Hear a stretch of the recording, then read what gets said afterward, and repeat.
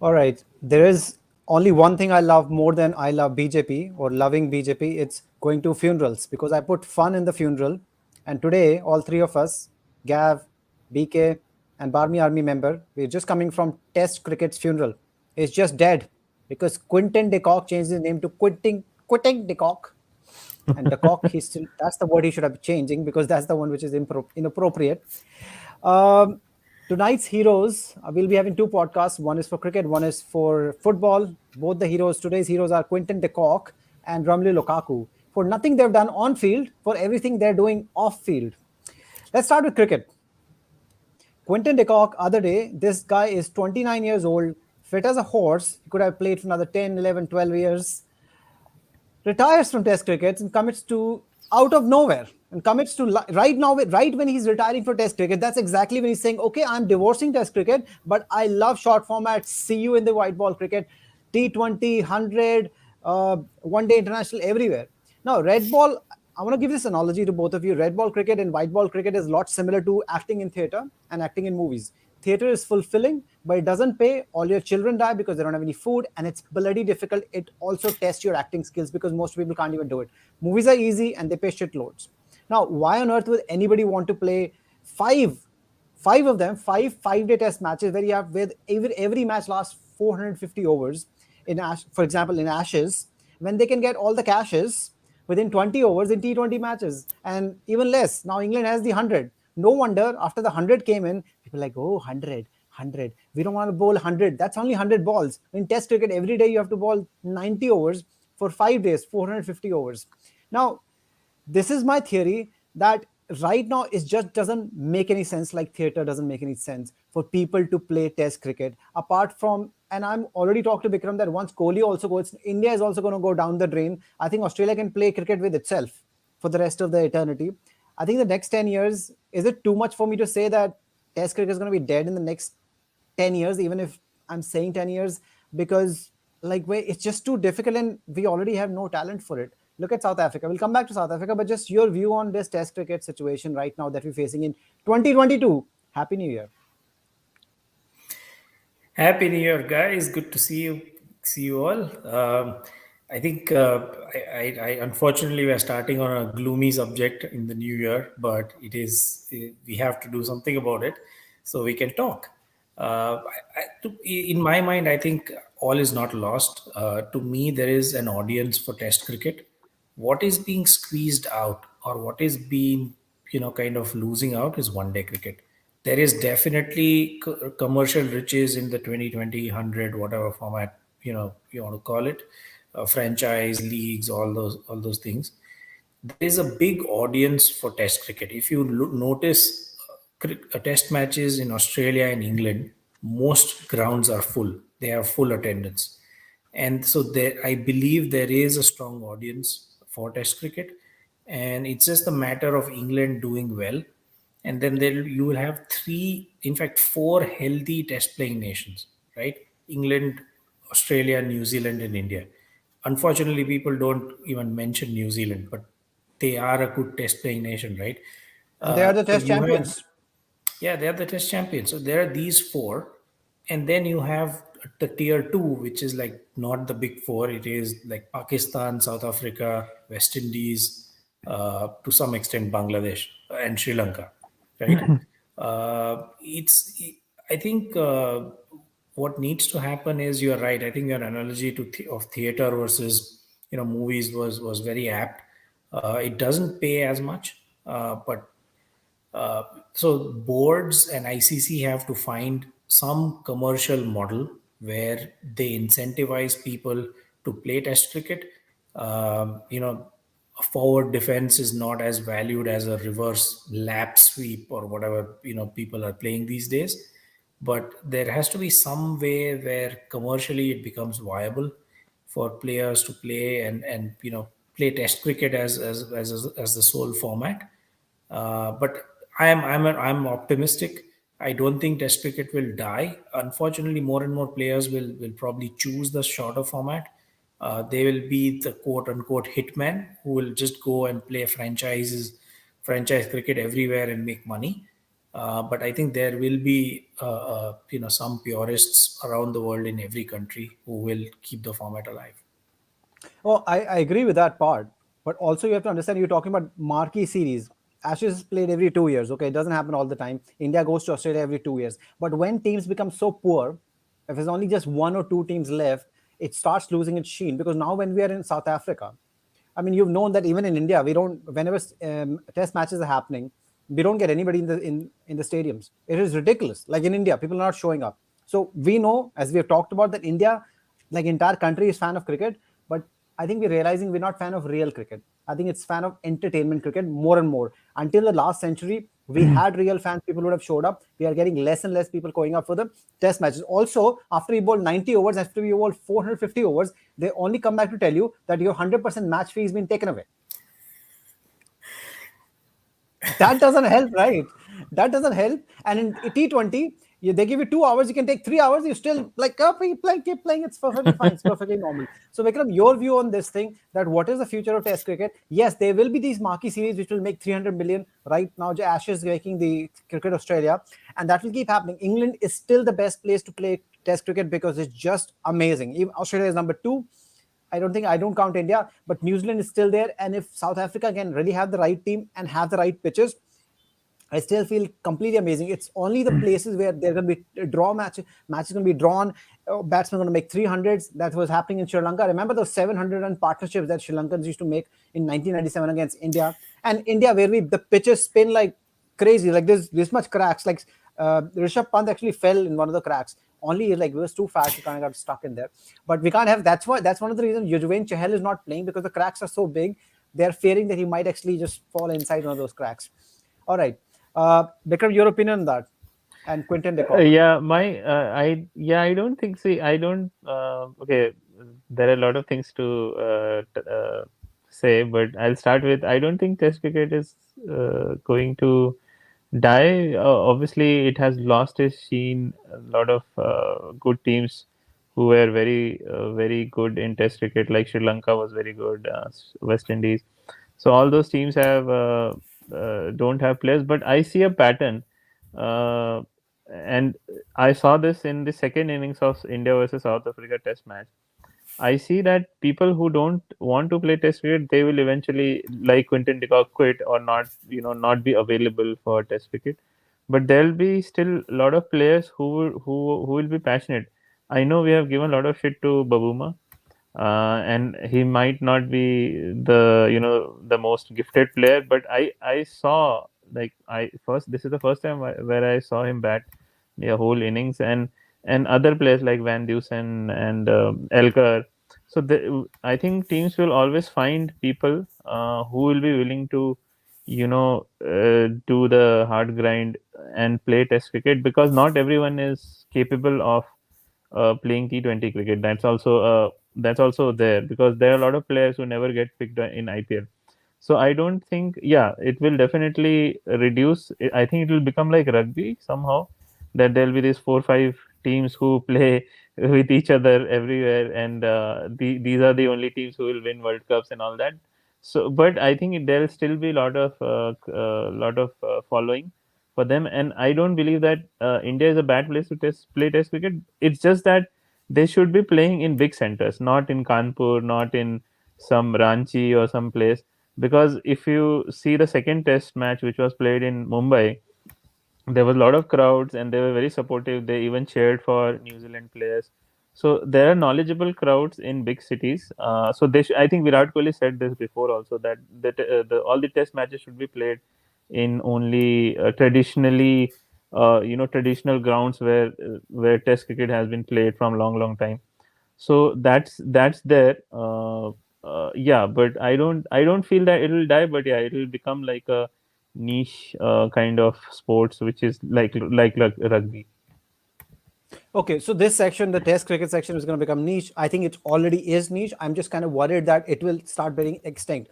I still maintain my point. India is not a good place to play Test cricket, because we still keep making pitches which only make everybody their bitches. Anybody comes in just takes wickets, and I I still have a massive problem with that. And I'll always have a problem with that, because India can make better pitches and still win. We are see. that good. We need to have Right. bit more faith See, in ourselves, because that's people are not playing. that Virat Kohli I not think playing. now. Bumrah is not playing ever. There's a reason for that. We need to Right, have right, right. all our fast bowlers application. We cannot be playing any spinner and taking 8 9 wickets. Aksar Patel, people keep talking about Ahmedabad. Everybody getting destroyed on that. But we don't have so much time, so I can't get it. Like, if you want 1 minute, I can give you, but we need to move on also. I know you want to say something.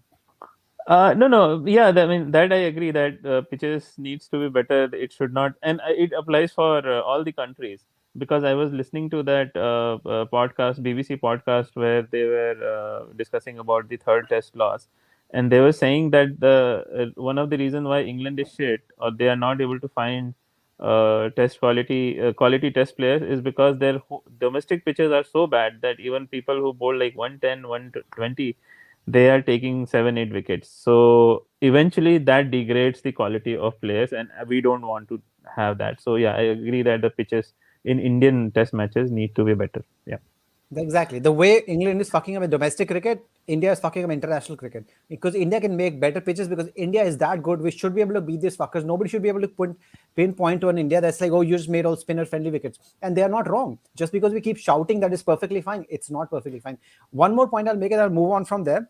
That you were saying that it will niche, but I think Lal, you also talking about it. Then it should be like our manager, because the manager in cricket is no big deal, right? It's just somebody who's like a yes man. That's what we call them, a chamcha and all these things, or just somebody who sits back. Somebody used to be like Conte, that dude, if you're not going to play test cricket, don't tell me 6 months later, don't tell me 2 years later. Okay, you play or you get the fuck out of here. Okay, Quinton de Kock Right. cannot be playing test cricket for 5 6 years in and out, then they say I'm out. No, no, no, no, this is bullshit, because you cock block somebody else's plays. As you said, there Correct. are people, both of you agree, right? Then we cannot have this guy's name is Cock. So cock blocking, Quinton de Kock, I don't know, it cannot be anything more hilarious than that. So we cannot have, if we don't have those people who are going to quit in middle, then we have only the players who want to play, so that means we can give them time.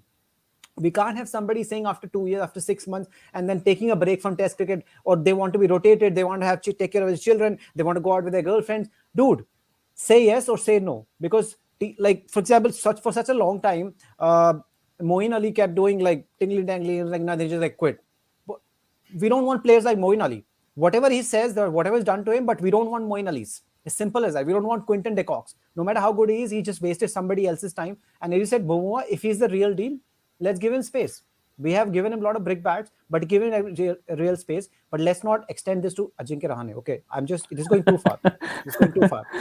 I'll say something and then I'll move on to the next question. There are a lot of people who are asking for an instant swap, like right now, after the third match, the fourth and fifth test match, it will be between India and Australia, and England will go to South Africa. So it'll be soft versus softer and hard versus really hard. So that's what people are asking, because it just probably will make more sense, right? It'll just make more sense. It's Yeah. just not happening for these people. Now, Lal, India is most likely for the first time going to win a series in South Africa. It has never ever happened before. But will it really matter? This South African team is weak as fuck. Quinton de Kock just dropped off from the entire test arena. I don't know what that will do to them. I won't be surprised if Rabada announces at the end of second test that I'm moving to Kolpak. I'm done. That is cancelled, I'm by moving the to way. Kolpak. Coldpack is cancelled. Kolpak is All the Kolpak is players Oh, have thank God. Thank come God. back. There was a guy called Oliver who was really a very good fast bowler. He Yeah. has come back. He is in the South African team. But he has some COVID or something, or some injury or something. I don't know. So he's gonna come back. Yeah. I want South African team to be solid. Remember when they came back from the apartheid, and they were like, Yeah. "My God, who are these people?" Like, it was so amazing. South Africa is good. Cricket is good. I love South African. But right now, I think everybody's just fighting. So just a little bit of opinion, but I think you kind of already answered that way. But Lal, you're also positive on this one, It will, optimistic I for South think, Africa. yeah, I think it will matter. No matter what you say, whether Yeah. the team is good, bad, ugly, winning a test match and winning a test series abroad will matter for sure. And I the biggest thing that I like about Kohli is that he prioritizes test cricket, right? And that makes a hell of a lot of difference when your best player, arguably the most marketable player, endorses test cricket. And winning in South Africa, like in the same cycle where you won in Australia and almost kind of won in England, to add to that, South Africa is a really big deal. And it's unfortunate that De Kock decided in the middle of the series. I wish He could have at least completed the series. Like, I mean, I don't know what got into him. I mean, maybe we don't know. Maybe he's. I think he's expecting his first child or something. I'm not Oh, he sure was what. never going to What? play. Just to let you know, you're not following, but he was never going to Okay. play Yeah, the he second and third was test. he was going away after the That was first already test match. decided. He just now he said like I'll just drop the ball completely. That's what happened. Yeah, but anyways, coming back, I think it does matter, and I wish South Africa becomes stronger. And as a last resort, if ICC thinks Test cricket, needs to be recharged and boosted, get an India Pakistan series going on. It's Great been idea. 15 years or 20 years since we last played against Pakistan. No matter what the quality of cricket, it always brings eyeballs, right? Yeah, three match. Start with three match. I mean, I can't expect 5 match series between these people, but three match should Yeah. be good. Vikram, do you have anything to say on this one? I think we lost Vikram. Okay, I'm going to move on once he comes back. I can see his picture. So now, where are England's balls? By the way, I don't know if you guys followed, and I hope Bikram can actually put that clip here. They asked Zach Crawley how to. Zach Crawley said, "I know how to tackle Australia now in the fourth match." That means he already knows he's been getting picked, or he's just like he's just imagining that he's getting picked. And he said, "Not fearing the Australian bowlers." Okay, Okay, I'm that is back. a I'm good back. technique. All right, you're back. So Zach Crawley said by not fearing the Australian bowlers. Oh my God, this is amazing. And I don't know, Bikram, you can later on put David Warner. David Warner, they're not just, sometimes the opposition sometimes tells like, we can do this, we can do this. David Warner elaborately told point by point exactly what England needs to do to beat them, to get him out, all the players out, and how to bowl. I mean, this is amazing. How bad can England be that this guy is literally telling them? And he was serious. He was saying, okay, do this, pitch the ball right here, and do exactly what this guy was doing. Follow this thing. Unbelievable. Like, you will tell them the exact plan and they'll still fuck up. Yeah. That's something, man. That's just something. Yeah, Where are you know England's that. balls? And do you think England can win actually a match here now that Australia has nothing to win or England has nothing to lose? Yeah, I think Perfect situation. the reason for that is, I think Australia is not enjoying this victory as much because it's like you're kicking a dog which is already dead, right? I mean, you if you win a series, you need to, like, you should feel like you've won a fight. This is like too one-sided. You don't feel like, if you maul, like, let's say, Netherlands in a test series, it's not the same value, right? I mean, you don't feel as much pride and joy as you beat like a tough series, a competitive, opponent. I think Australia wants England to fight a little. Don't get me wrong, they want to bloody humiliate England and win 5-0, but at least They they have want already England to show humiliated some. them. Like Yeah, that they, will be they the want England to show some fight, right? Which is, and I heard Travis had got COVID, yeah, and he's out. now someone. Yeah. Yeah, So I think Quadra somebody was out. Australia is trying to manufacture interest in the series, trying to get England to, like, get closer by any means possible. But I don't see any hope. The best case scenario is a draw. I think I said it earlier at the beginning of the Ashes. Is the best scoreline that England could probably predict is 4-0 now. Earlier I said 4-1. Like, they can eke out a win somewhere here or there What because was of your a prediction? fragile 4-1. Australia. And what did Four you one, say? yeah. You say Barmy Army? What Yeah, was I your said prediction? 5-0. Oh, you also sticking with me 5-0. We're both 5-0. So what do you have to say? Like, do you think they can actually See, eke out a victory, a draw, or something? Because see, not there won't be a draw at Hobart. Okay, that's a pink ball. It's gonna happen. Sydney, I know it's a drop-in pitch, but just the way Melbourne pitch has improved so much, it will be very difficult to get a draw. But then no, they got yeah. nothing to lose. No, I think you keep saying this that Australia doesn't have, like, they already won the series, so their intensity might drop off. But you're forgetting that this is not just about Ashes; it's also about WTC, and each match matter in that case. And it's again it's England; they don't even need WTC. Any match against England, even if they have lost 10-0, they'll still want to beat them in the 11th match. So I don't They've think they lost. have enough. Yeah, They have enough England have not won a motivation. Test match in 10 years. There, they've lost 12 out of Right, 13 matches, and one was a draw. right. So They there is haven't won. enough motivation. There is definitely enough motivation for Australia to go hard and go harder. In fact they don't have anything to lose now. Like, that they can be more experimental. They can be more like out of the box and stuff. So I don't really see England coming back into this series.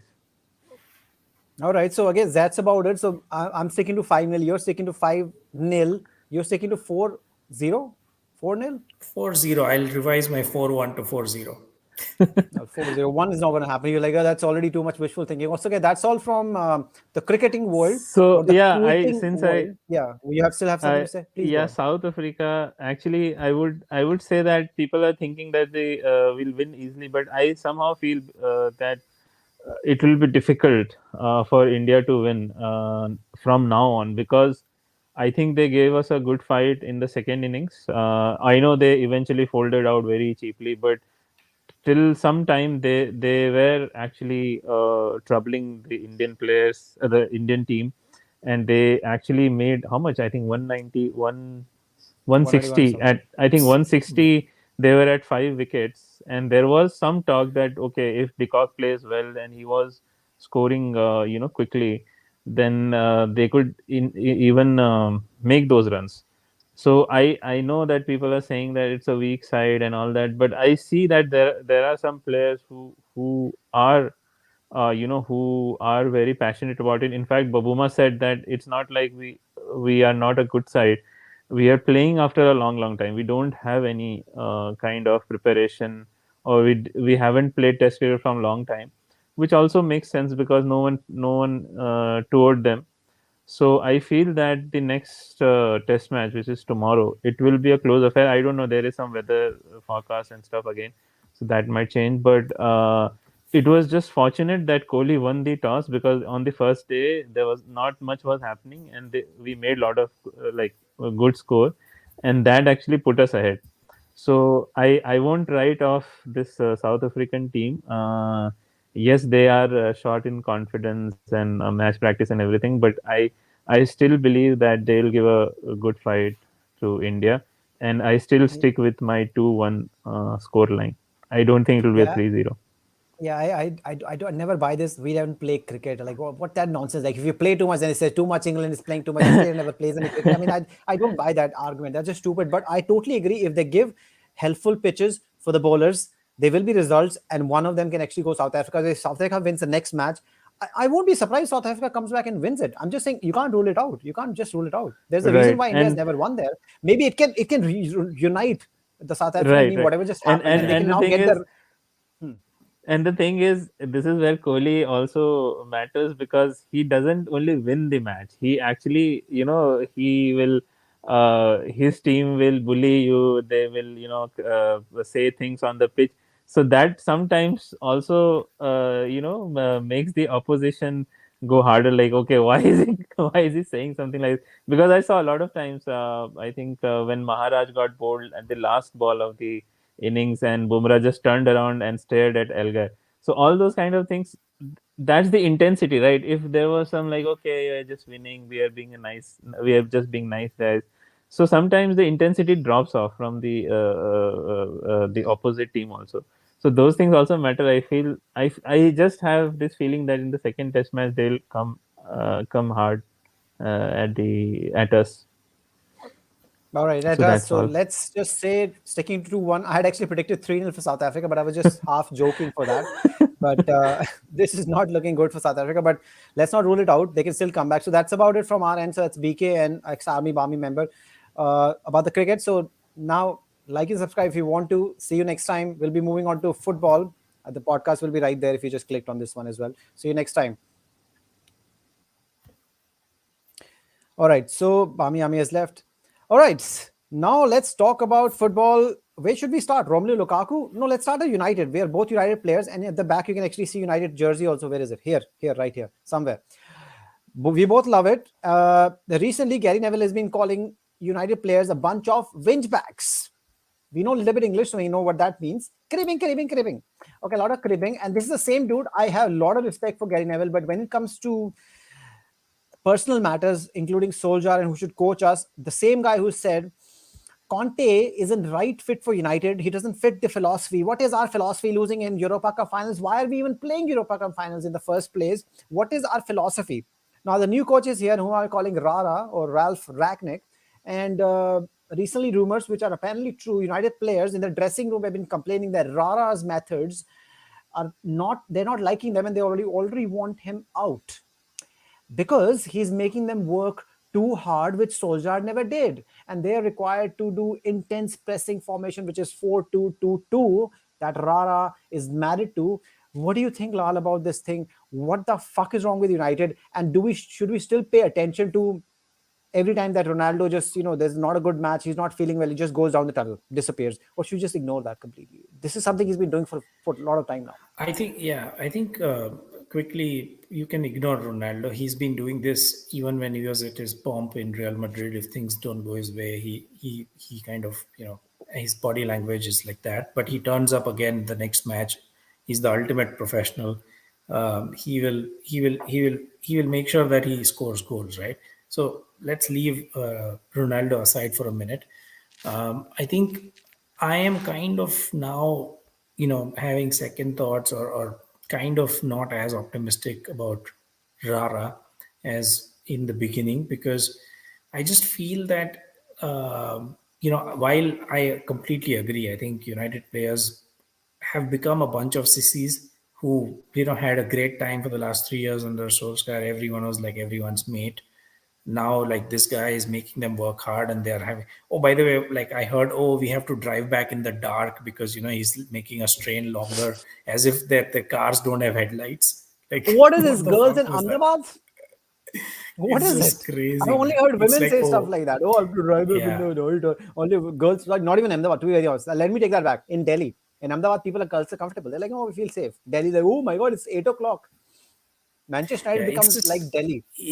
it's bunch of shit. I think more than that, more than training methods, where I think uh, Ralph Ragnick might find it difficult is he is kind of already. It looks like he's already giving up on his philosophy and trying to, play to the strengths of what he has got, which is basically going back the way Solskjaer was playing, right?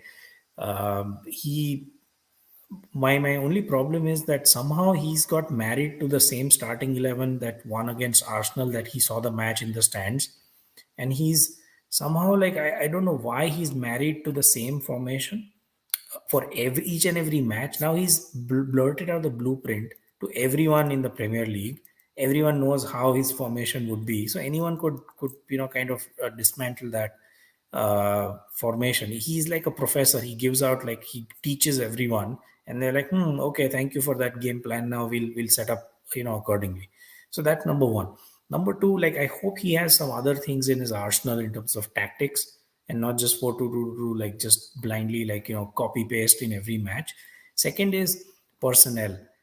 I don't know why he's. I thought he will give Donny Van de Beek a fair chance. He's not given it. He's not, like, in fact, that guy has not even played a single minute in the last two matches. At least in the first match, he came on for 2, 3, 5 minutes. I don't know.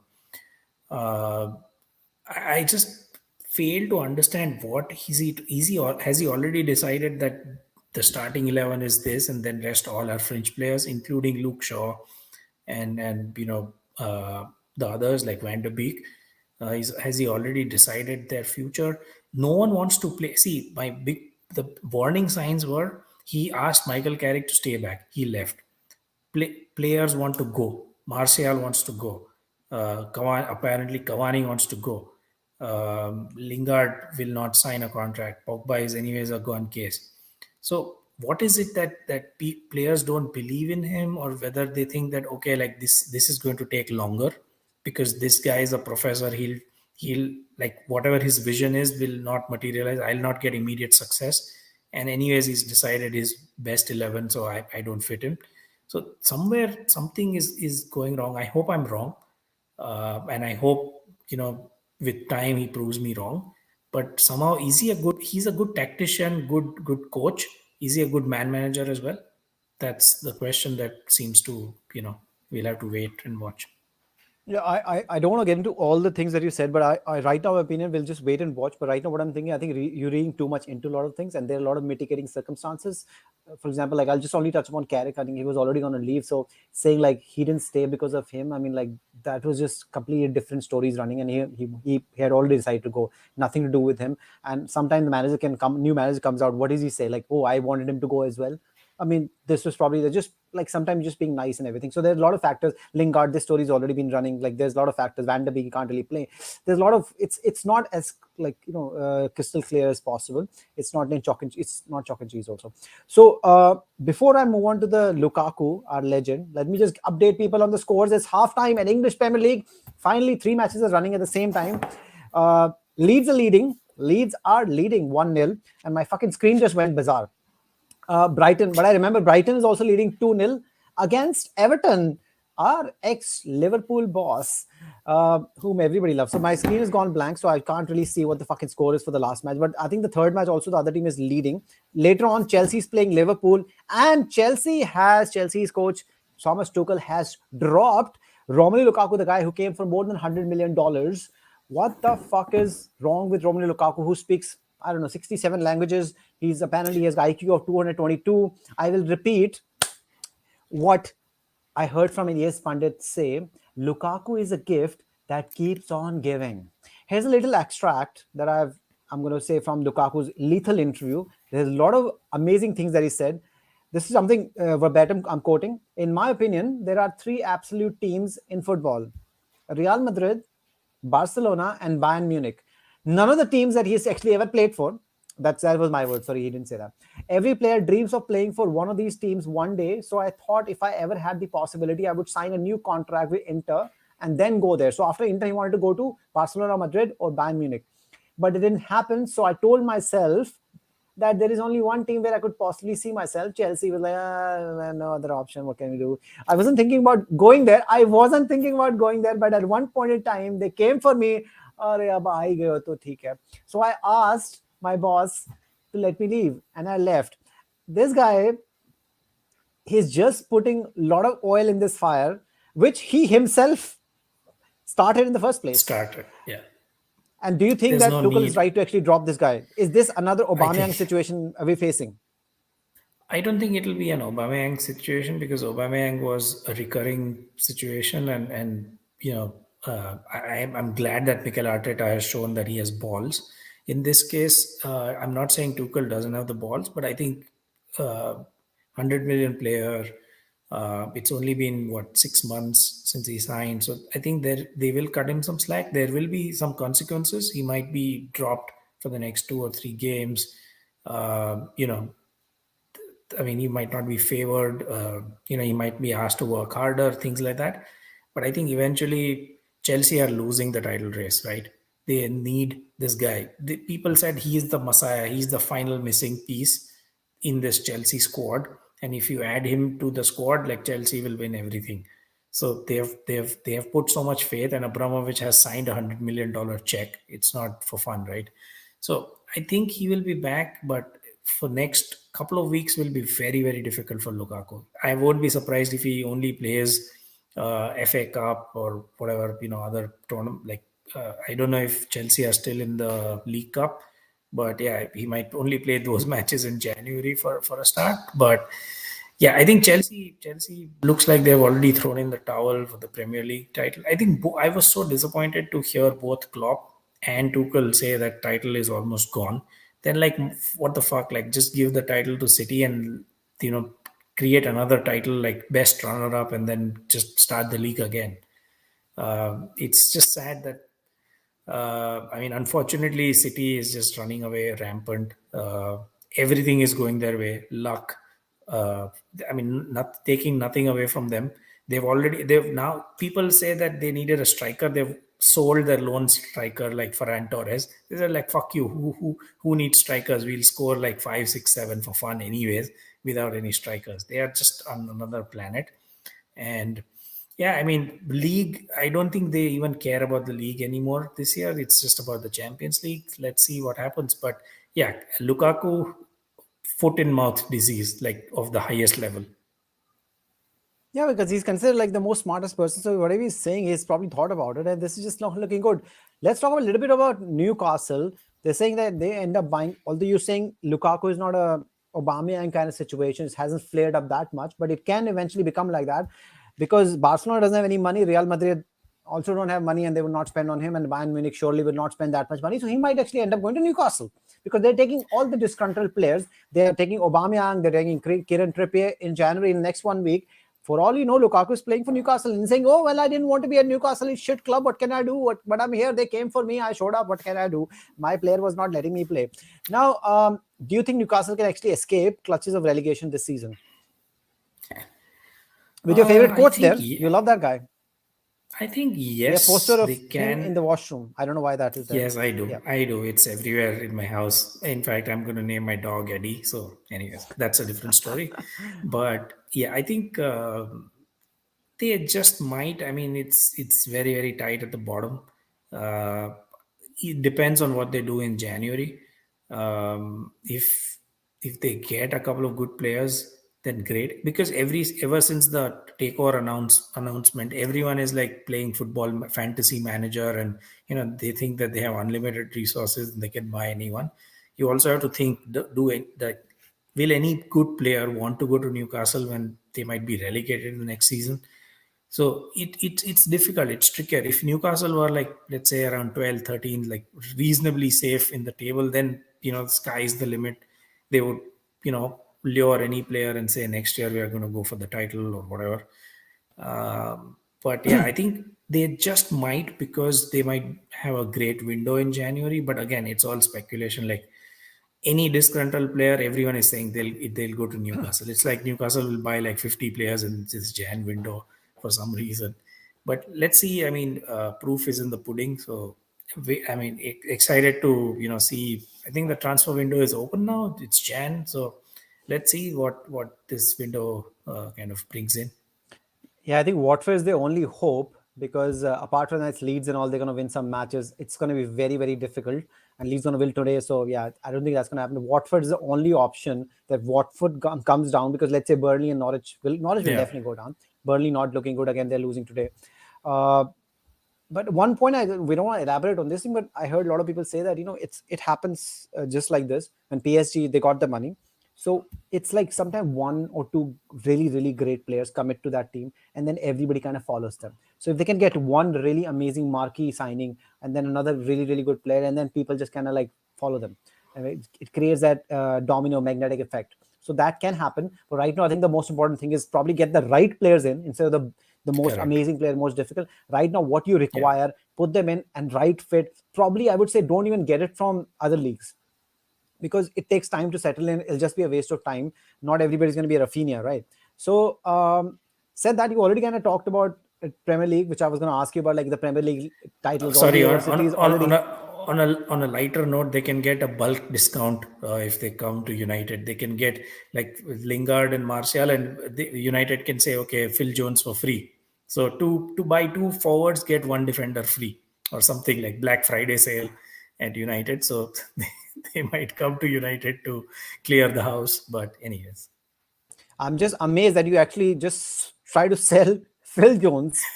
His own family is not buying him. What is happening with? By the way, any idea what is? I heard Real Madrid and everybody's lining up Barcelona, Bayern Munich for Ole Gunnar Solskjaer. Which great club is he going to manage now? Has there been any grapevine like people are dying to pay him like 20 million? So please come here, save our team, and become the greatest next manager. What is happening? I don't think any. I'll be I haven't shocked. heard anything. It's I'll be like shocked. the Yeah, greatest pin drop silence I've heard. Yeah, I'll be shocked if he ever returns to the Premier League. But hey, stranger things have happened in the past. So you can never rule out anything. But like the names that you dropped, like, oh my God, no chance at all. Absolutely no No, I was chance. just He will go I was to, just fucking around. Yeah, yeah. I was just being I ass mean, completely. the world would like turn upside down if that happens. That Ole Gunnar Solskjaer, managing Real Madrid or Bayern Munich, like, oh my God, that's just going to be that's sci-fi shit, man. That's parallel universe. Like, does will not happen in this universe. Because you already answered my last question. I'm like kind of modify the question. City's going to win the title. Chelsea and Liverpool are going to finish second and third. Who is going to finish fourth? Is it going to be United, Arsenal, Southampton? Who is it going to be? Tottenham. My Conte is there. money, my I'm putting my money, money on the Conte. strongest. Yeah, West Ham. me too. I think the strongest chance is Tottenham simply because of Conte. In fact, on current form, you might say Arsenal, but I think realistically, to be very honest, like in the next whatever 20 odd matches that are remaining for teams, Conte might just do the trick, and United might just rue the chance of not signing him. It's going to be real tragedy if United don't make the top four. It's going to be like the the worst shit that could happen to United after bringing Ronaldo, after having such a pompous summer signing, season. Like it's just going to be crazy. But yeah, at least in the Premier League, like the race for the fourth is something to like look out for, and there are so many teams involved, like four teams involved for that one spot. So every weekend there'll be one match that you'll be keenly watching. So I think that's at least that's good with Yeah, the because we title race couldn't being see the over. because we couldn't see the bloody cracks which are everywhere. And I talked about it over and over again. I think part of you also was slightly not as harsh on Solskjaer. And somehow you felt it isn't that bad, but fundamentally we kept saying the same thing over and over again. See the coaches we have, Tuchel, Pep Guardiola, and Klopp, and then we have this guy. Do you really think this guy is going to be better than them? It's going to happen. It's not going to happen. And the amount of money that we have spent, it's ridiculous. It was never going to happen. So right now, Rara is there again. Pochettino is the best bet. I mean, come on, man. I still don't have any. Like, I don't get it. To be very honest, like we need to get somebody who has won something. We can't get another person who has never won anything. Sometimes people, pundits, don't realize this thing. When Ancelotti was going back to Real Madrid, they're like, oh, they're just getting him back. Like he's the guy who's going to be like man manager and all that stuff, and they'll bring somebody else. What is happening there? They're destroying everybody. A manager changes everything, and the manager needs to be his one stuff. This guy's won 2 Champions Leagues. He's 62 years old, and he's saying like, I want to be here long term. That's the kind of commitment we want. We don't want Quentin de Kock who's like, at the end of the day, I'm just going to leave because I just had a child. Dude, when you have a child, you work harder. Of course, he's working like for more money, not working harder. Naturally, as I said, like if you just get more money, working less harder, so obviously you'll go for that. So that is working out for him. That's about it. So I have no other questions. Like Lukaku, you said he'll come back, right? I want him to come back. It will be a sorry story because you can't have another Aubameyang, because it looks like now Aubameyang is not coming back because Arsenal, by the way, played so amazing against City and lost because of their own stupidity for 2 minutes, and they are the only ones to blame. But I haven't watched the match, but I've heard they played really, really, really well. Yeah, after the match, even Pep said Arsenal were the better team. We got lucky. So that says something, right? When the opposing manager says that the other team was better than us on the night. So yeah, I think Arsenal are getting the shit together after like crazy amount of shit and stick that Arteta got at the beginning of the season. I think they have really. I think the most improved team this season has been like Arsenal so far, given the start. Um, and yeah, I mean, interesting to see what will happen going forward. But again, as you said, right, the winning mentality. Arteta as a manager is not. I mean, fine, he won the FA Cup, but like, I don't want to give too much credence to that. If it comes to Arteta and Conte, I mean, Conte would win like 99.5 times out of 100 that race. So it'll be interesting, but it'll be a great success for Arsenal if they even finish fifth, because no one gave them a chance to finish in the top six. So it'll be a All right. great success if they even finish fifth. Okay, let's end with the prediction. Chelsea versus Liverpool. Lukaku not playing. Who's going to win? Ooh, that's a tricky one. Um, I wouldn't have asked you otherwise. I think I'm leaning towards. Whatever you're going to say, I'm going to say opposite, and I'm going to be right. I was And going there to is going say to be a draw, but draw. I don't. Don't say Yeah, draw. You I can't don't say want draw. to. Yeah. So No I don't want sitting to on the say a fence. draw. I think chances are 60% it'll be a draw, but if I'll bet my 40% on Liverpool at the moment. Liverpool. All right, I'm going to go for Chelsea. Let's see. Chelsea needs it a lot more than Liverpool. Let's go with Chelsea. You're going with Liverpool. Eventually, it's going to be a draw. So we already know that. So both of us going to be wrong. But let's me be right for a change. For a change, I wanted South Africa to win 3-0. They might win 2-1 as well. People are like, what? I hate this guy. I hate this guy. All right. Yeah. Thanks. Thanks a lot, Romulo. Looking out, Bhargav, and this is me, Gav. We'll see you next time. So you can keep watching. This is football podcast. We have cricket podcast and a lot of other things. Take care. Love you all. See you next time. Bye bye.